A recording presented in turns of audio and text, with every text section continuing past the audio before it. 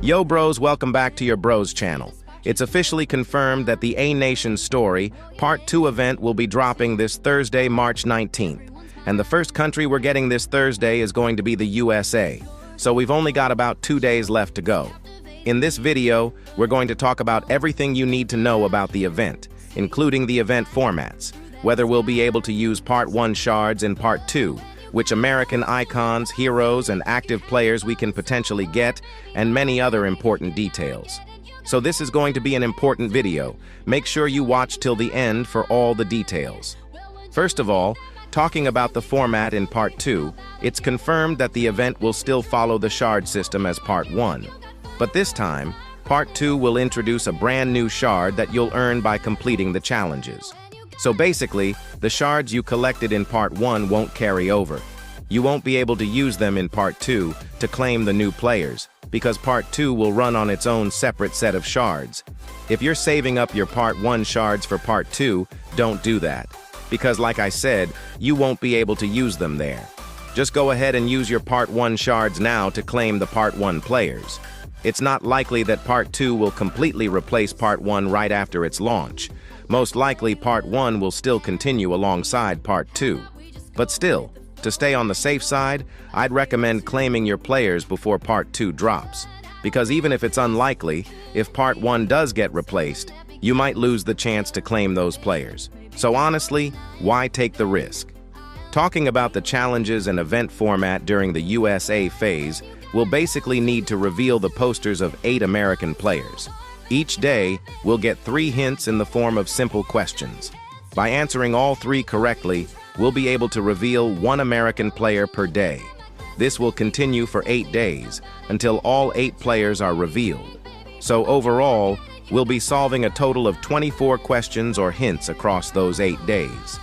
This format is pretty similar to what we saw during the Japan and Netherlands phases, where all we had to do was answer a few questions to earn rewards and move forward in the event. So there won't be any skill games or matches in the USA chapter, just simple questions or hints each day to keep progressing. To talk about the maximum OVR in the A Nation Story Part 2 event, if we look at Part 1, we didn't get any 117 rated players at all. Even during the Croatia phase, where a lot of us were expecting one, we still didn't get it.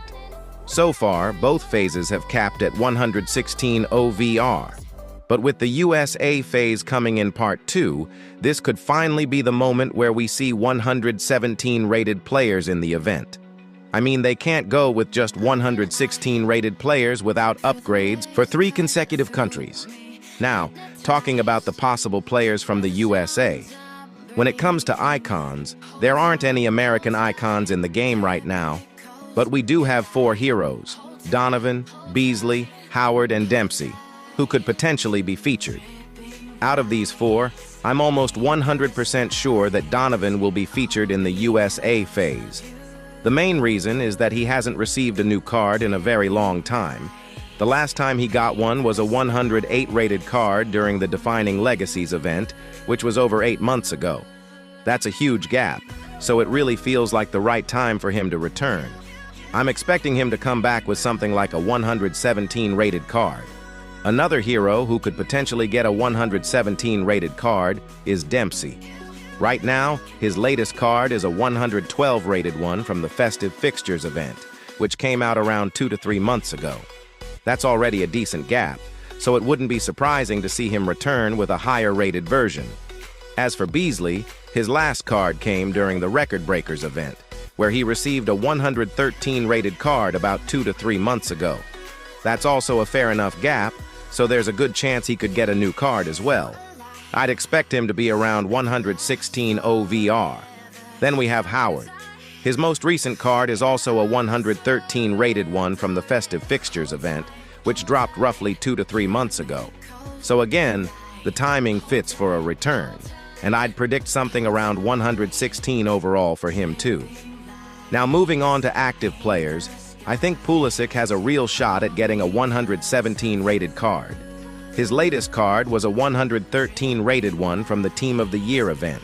Yes, it's relatively recent, but since it wasn't a max rated version, there's still a solid chance he could feature again in this event. Apart from that, some other predictions for active players could be 114 rated Wei, 114 rated Reina, 115 rated Balogun, 115 rated Adams, 115 rated Zardes, and 116 rated Robinson. So these are just a few predictions for the United States phase. But apart from these names, we could also see other American players featured in the event as well. And you probably already know that the second country in A Nation's Story Part 2 has also been confirmed, and it's Mexico. Now, the exact release date isn't confirmed yet, but based on past patterns, it will most likely drop about a month after the USA phase. Usually we see new countries or major updates in these events every 1 month, so Part 2 will likely follow the same pattern as well. Talking about which Mexican players we could potentially get in the Mexico phase, when it comes to icons and heroes, there aren't many from Mexico, but there are 2 icons, Hernandez and Sanchez, and 2 heroes, Marquez and Campos. I'm quite sure that all 4 will be receiving their cards in A Nation's Story, Part 2, because it has been a long time since these icons and heroes last received a card. Take Marquez, for example. He hasn't received a card since the Captain's event, where he got a 111 rated card over 7 months ago. Honestly, that's a very long time. That Captain's card was a cracked one. I used it for a long time. So I think it's time for him to make a comeback with a max-rated card. In my opinion, he definitely deserves a 117 rated card. The last time Campos received a card was a 110 rated one back in the Footyverse event about 5 months ago. Considering that he's an important hero from Mexico, he definitely has a strong chance to feature. My prediction for him would be a 116 rated card, which would be great. Another important Mexican icon, Hernandez, hasn't received any cards since the Aqua vs Inferno event, where he got a 108 rated card. That was over 10 months ago, if I'm not mistaken. That's a very long time for any icon to go without a max-rated card, so it's absolutely time for him to get one. I'm personally looking forward to a 117 rated card for him as well.